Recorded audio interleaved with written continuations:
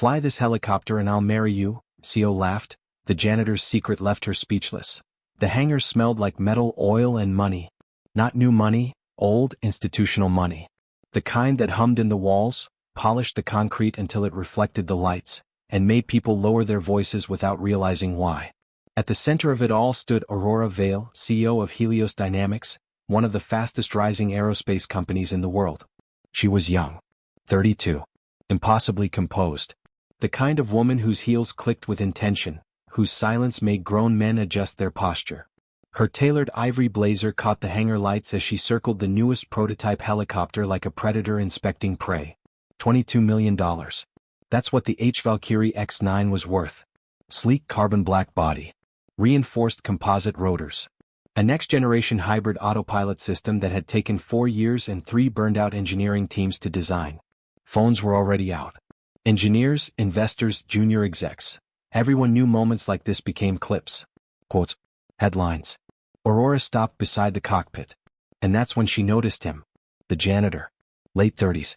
Maybe early 40s. Navy blue maintenance uniform, name patch stitched crookedly, Sam. He was standing on a small ladder, calmly wiping the cockpit glass with a microfiber cloth, completely unconcerned with the CEO, the cameras, or the $20 million machine beneath his hands. Aurora watched him for a beat too long. Then she smiled. Not warmly. Amused. Sure. Like she'd just found something entertaining. Well, she said loudly, turning slightly so the crowd could hear, this thing's supposed to be foolproof. She gestured casually at the helicopter. Even our cleaning staff can touch it. Laughter rippled through the hangar. Sam didn't react. He finished the last slow pass across the glass, climbed down, and folded the cloth neatly into his pocket. Aurora tilted her head, studying him. You ever fly one of these? She asked, voice dripping with mock curiosity. Sam met her eyes. Come. Steady. No, ma'am. The word ma'am landed softly. Respectful. Unbothered. Aurora's smile widened. Tell you what, she said, turning fully now, aware of the phones, the audience, the moment. Fly this helicopter. Take it up. Bring it back in one piece. She paused. And I'll marry you. The hangar exploded with laughter. Someone whistled. Someone else clapped. A junior engineer muttered, legendary, while angling his phone for a better shot. Aurora crossed her arms, pleased with herself. Sam looked at the helicopter. Then back at her. He smiled. Not embarrassed. Not angry. Just quiet. I'll need 10 minutes, he said. The laughter faltered. Aurora blinked. Excuse me? 10 minutes, Sam repeated, polite as ever. To warm her up properly. A few chuckles died mid-air. Aurora laughed again, sharper this time. Oh, this is good. Please. By all means. She waved toward the cockpit like she was offering him a toy. Entertain us. Sam nodded once. Then he walked toward the helicopter. And something shifted. No one could quite say what it was, just a subtle tightening in the room. A hush slipping between jokes. A sense that the air had changed temperature. Aurora didn't notice. She was already smiling for the cameras. Sam Harris woke up every morning at 5:12 a.m. Not because he had to. Because his daughter did. Dad? Came the sleepy voice from the other side of the thin apartment wall. Is it a school day? Sam rolled onto his side, already smiling. Afraid so, bug. 9-year-old Lily Harris appeared in the doorway, hair tangled, wearing an oversized hoodie that used to belong to her mother. She padded over and climbed into bed beside him like she'd done every morning since she was 6. Did you dream? Sam asked. She nodded. Mom was there. She said you still fly. Sam swallowed, careful not to let it show. She's right, he said gently. Just, not where people can see. That usually earned a grin. This morning Lily studied him more seriously. You don't need a plane to be brave, she said, repeating the line she'd invented years ago. You already did the hard part. Sam kissed the top of her head. She had her mother's smile. Her mother's stubborn hope. Cancer didn't take that. The apartment was small. Second-hand furniture. A refrigerator that hummed louder than it should. But the walls were clean, the shelves were organized, and every surface carried the quiet order of a man who had once lived by checklists and protocols. Sam packed Lily's lunch, tied her shoes, listened to her rehearse spelling words, and walked her to school before catching the early bus to Helios Dynamics. At work he was invisible by design. He cleaned conference rooms after arguments ended. Wiped fingerprints off glass walls where billion-dollar deals had been made.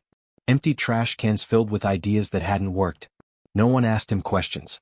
No one expected answers. And Sam liked it that way. During breaks, he ate alone near the hangar doors, watching aircraft lift and land in the distance. He kept his hands busy, his posture straight, his voice quiet. Once, a junior engineer had joked, "Man, you walk like a soldier." Sam had smiled and said, "Old habit." That was the end of it. At home, after Lily fell asleep, Sam opened a locked drawer and took out a worn leather wallet. Inside was an old pilot ID card. Edges frayed. Lamination peeling. Captain Samuel Harris, United States Air Force Tactical Rotary Division. He didn't look at it for long. He didn't need to. Some things live in muscle memory, some things never leave. Back in the hangar, Sam's hand rested briefly on the Valkyrie's fuselage. Carbon composite. Cold. Perfectly balanced. "She's nervous," he murmured under his breath. One of the engineers nearby frowned. Did he just talk to the helicopter? Sam climbed into the cockpit with the ease of someone stepping into an old memory. The laughter was mostly gone now. Not replaced by respect. By curiosity. Aurora shifted her weight. Is someone timing this? The rotors began to turn. Slowly.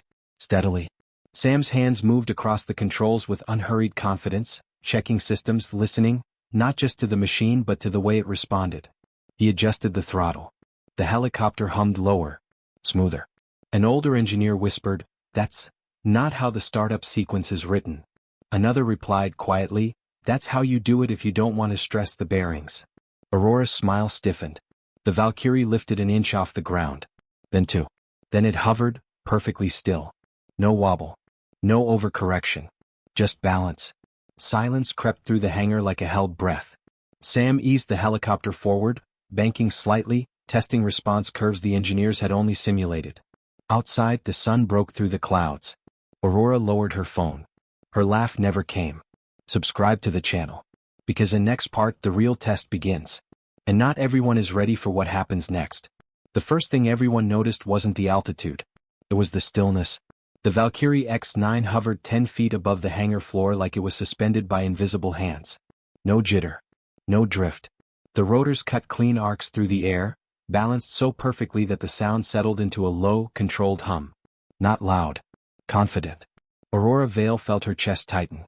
This wasn't part of the joke anymore. She glanced at Marcus Reed, her lead systems engineer.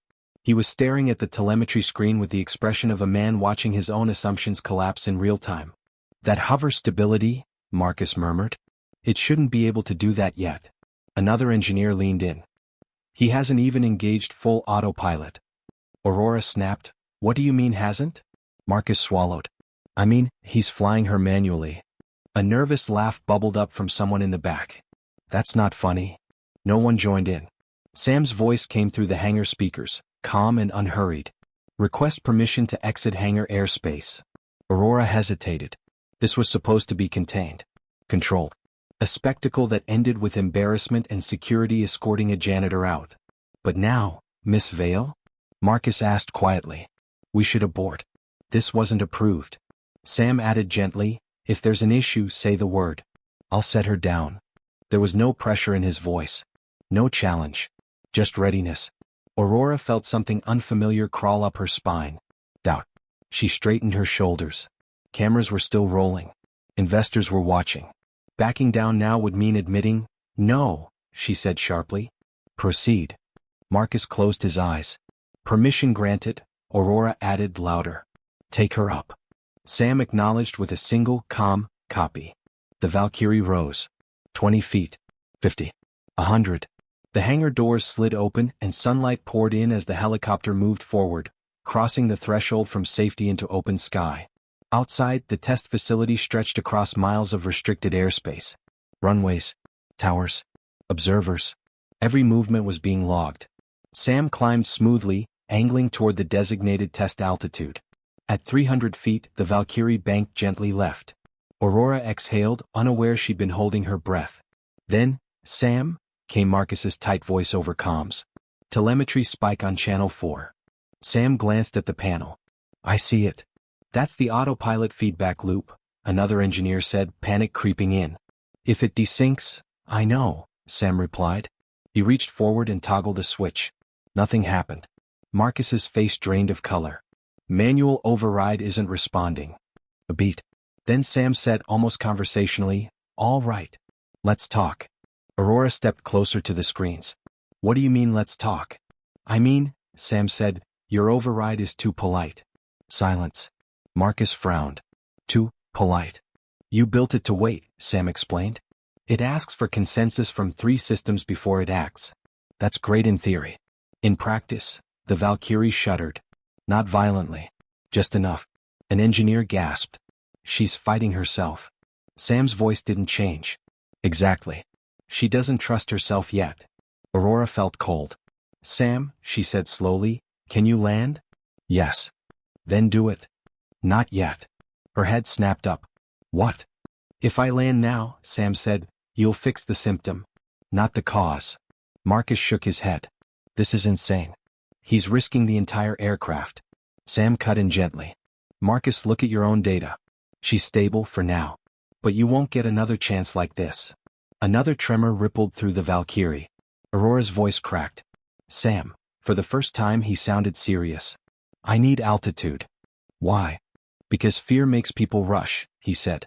"And rushing gets people killed." He pushed the throttle. The Valkyrie climbed sharply. 400. 5. 6. The ground shrank. Aurora's hands curled into fists. "Is he allowed to do that?" someone whispered. "No," Marcus said faintly.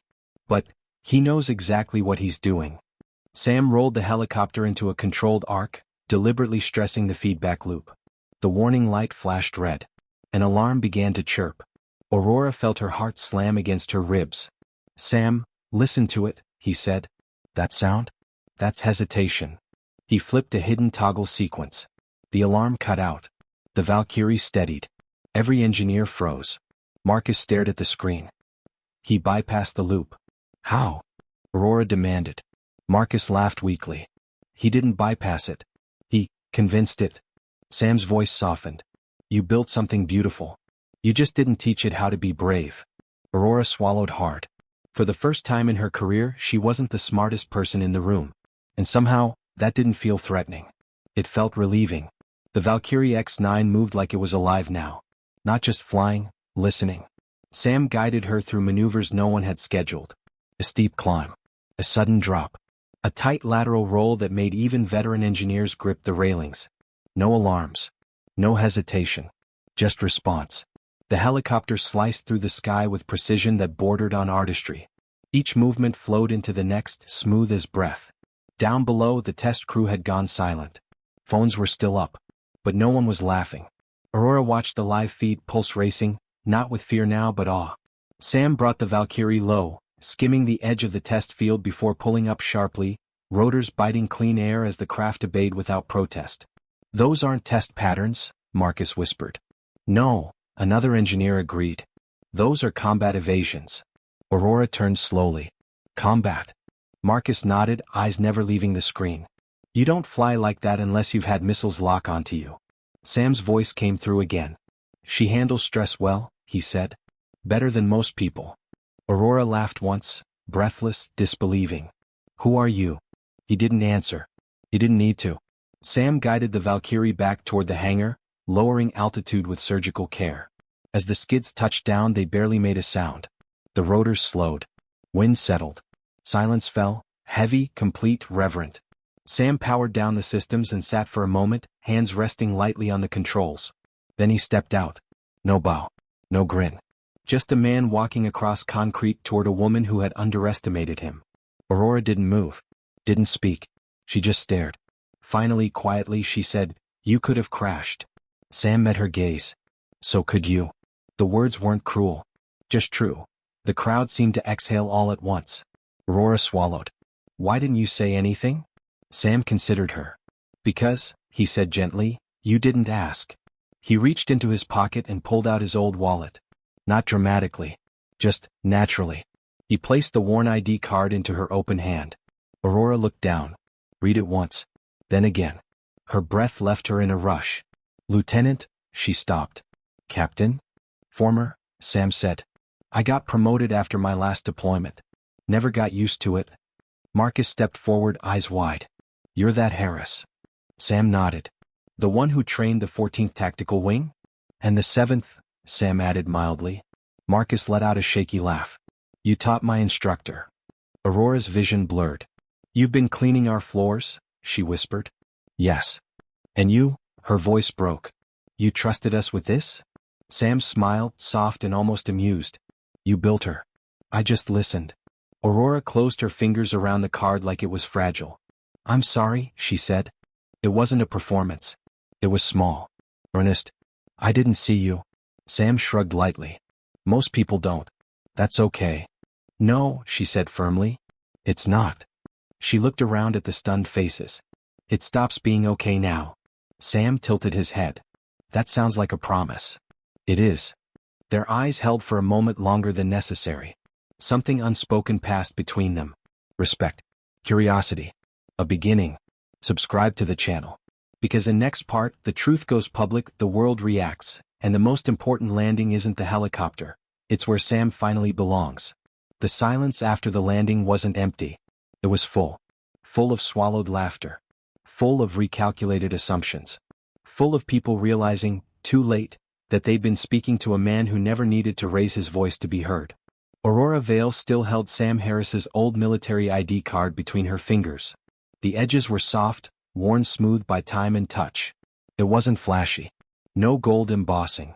No dramatic flourish. Just truth. You didn't correct me, she said quietly. Not when I joked. Not when I humiliated you. Sam stood with his hands loosely at his sides, posture relaxed but grounded. You weren't asking a question, he said. You were making a statement. Aurora looked up at him. And you let it stand. He nodded once. Because sometimes people learn more from silence than from being challenged. That landed harder than any argument could have. Around them the engineers remained still. No one checked their phones anymore. No one whispered. Marcus Reed finally spoke, voice thick. Why are you here, Sam? It wasn't accusatory. It was honest. Sam glanced around the hangar, the place where he'd spent months unseen, the place that now felt different somehow. I needed a job, he said simply. My daughter needed stability. And this place needed its floors cleaned. A few people flinched. Aurora exhaled slowly. You were overqualified. Yes. And you never said a word. No, she shook her head, disbelief mixing with something that looked dangerously like shame. You could have leveraged your past. Asked for more. Demanded respect. Sam met her gaze. Respect that has to be demanded isn't worth much. The words settled into the concrete. Marcus cleared his throat. You saved us from a catastrophic design flaw. Sam shrugged lightly. You would have found it eventually. But not before launch, Marcus said. And not without losing the prototype. Aurora straightened. This time when she spoke there was no edge. No performance. Sam Harris, she said loud enough for everyone to hear, you just did more for this company in 1 hour than most people do in a year. Sam smiled faintly. That tends to happen when people stop laughing and start listening. A few heads bowed. Aurora turned to the group. Clear the hangar. There was a pause. Please, she added. People moved immediately. Engineers, staff, observers. One by one they filtered out, leaving the three of them alone in the cavernous space. The Valkyrie X9 sat between them, quiet now. Resting. Aurora gestured toward a nearby bench. Will you sit? Sam hesitated, then nodded. She didn't sit higher than him. She didn't cross her arms. She didn't perform authority. She just talked. I built this company on speed, she said. On output. On proving something, to the board, to my father's shadow, to myself. Sam listened. I thought slowing down meant weakness, she continued. And I treated people accordingly. Her voice cracked. I was wrong. Sam didn't rush to comfort her. Didn't interrupt. That too was a form of respect. I don't need forgiveness, Aurora said. But I need to fix this. Starting with you. She took a breath. I want you as our chief test pilot. Full authority over flight safety. Input on design. Training oversight. Sam raised an eyebrow. That's a big jump from janitorial services. A ghost of a smile touched her mouth. I'm hoping you'll forgive the delay. He considered her carefully. And my schedule? He asked. I have a 9-year-old who still thinks bedtime is negotiable. Aurora's smile warmed. Flexible. Non-negotiable. And the maintenance staff? He added. Raises. Visibility. Respect that isn't performative. She nodded immediately. Already done. Sam leaned back slightly. Then I'll think about it. Aurora blinked. That's all? He smiled gently. You didn't ask me to fly for praise. Don't ask me to commit without reflection. She laughed softly, shaking her head. You're impossible. People say that, he replied. Usually right before they learn something. Their eyes met. And this time, no one looked away. The video hit the internet 3 hours later. Not the mockery. Not the joke. The flight. Someone had cut together the footage, Sam's calm voice, the engineer's panic, the helicopter responding like a living thing. The moment Aurora's face changed. The silence. The caption read, "They laughed at the janitor. Then he taught them how to fly." By morning it had crossed 10 million views. By noon 30. By evening it was everywhere. Aviation experts broke down Sam's maneuvers frame by frame, calling them textbook precision and combat-level instinct. Former pilots commented with quiet awe. But what really made it spread were the comments. This is what dignity looks like. He never once tried to embarrass her back. Power doesn't always sit in the corner office. Check how you treat people who can't do anything for you. Aurora didn't hide. The next day she posted her own video. No makeup. No script. Just her sitting at the same bench in the hangar. I was wrong, she said plainly. And I'm learning. She announced wage increases for service staff. Leadership training. Mandatory respect policies that actually meant something. Some people praised her. Some didn't. She accepted both. At Helios Dynamics things changed. Not overnight. But noticeably. People started saying hello to the cleaning staff. Asking names. Pausing instead of walking past. And Sam? Sam brought Lily to work. The first time she clutched his hand, wide-eyed at the massive aircraft, the echoing space. Is this where you work? She whispered. For now, he said. Aurora knelt to Lily's level and handed her a small box. Inside was a perfectly detailed model of the Valkyrie X9. Your dad helped make this better? Aurora said softly. And he helped me be better too. Lily smiled, radiant. I told him he was still a pilot. Aurora looked up at Sam, something shining in her eyes. She was right. Sam accepted the chief test pilot position 2 weeks later. His first official day, the entire staff stood when he entered the cafeteria. He tried to protest. It didn't work. He ate lunch with Lily that day, listening to her chatter about school while people passed by, smiling, not because he was powerful but because he was present. Weeks later, during a quiet evening test flight, Aurora stood beside him at the hangar doors. The sun dipped low, painting the sky gold and amber. You never answered my question, she said. Which one? She smiled, nervous now. The marriage proposal. He chuckled softly. That was a joke. I know, she said. But the coffee?